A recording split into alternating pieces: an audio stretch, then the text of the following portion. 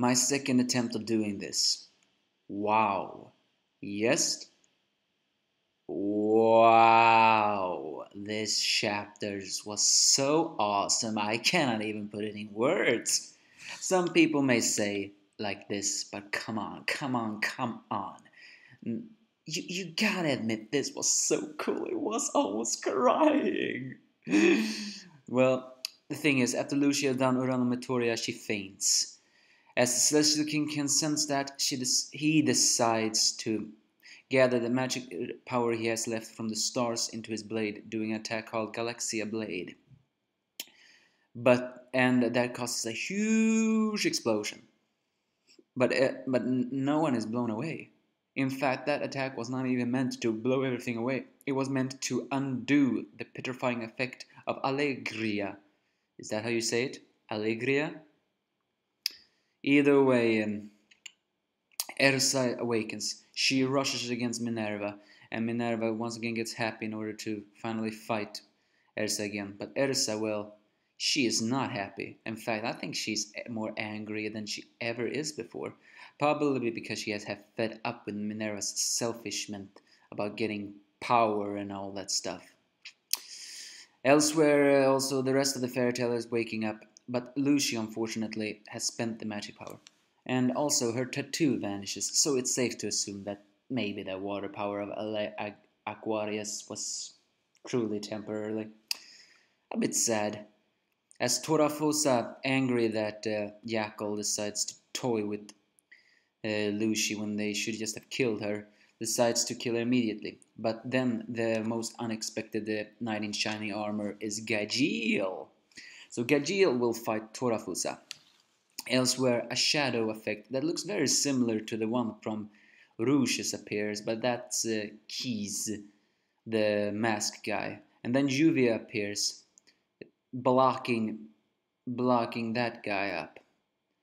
And even a bit before this happened, the Celestial King faded away because he has used up his magic power. But he also managed to petrify Mardgre, so the Demon King is temporarily out of the game. And that's something I'm looking forward to. That he is finally out of the game. Well, at least for now. We know he's gonna come back in order to revive End, because we will absolutely meet End at the end of this one. And also, I forgot to mention, this is the end of this part. Next part promises something we all have been expecting. But let's continue.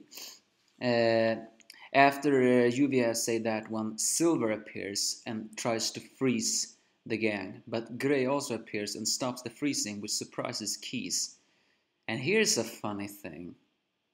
Silver looks at Grey smirking, while Grey looks at Silver shocking. And then finally Tempesta appears, but this time he appears not to use that Tempest curse or whatever. He appears to do flames, and we all know when flames come up, yep, it's Natsu who devours the flame. With 4 of the baddest, most strongest team members of Fairy Tail gathered, the Natsu proclaims they're all fired up and thanks Luffy for her good job. And then decides to fight off the four badass people of Tartarus. 4 badass people of Tartarus versus 4 badass people of Fairy Tail. But next week's chapter, oh yeah, probably will finally confirm the theory a lot of people have had. Next week this was the end of the Demon King's part. Next part says father and son. Is that? Will we finally see a clue of Grey and Silver? Or is there something like end damn it, that was a bad rhyme. I do not mean end and. Well, no, I think it's very likely that this will be the connection between Grey and Silver. If you also think about it, that page when they clashed, Silver smirked while Grey looked shocked like he recognized silver.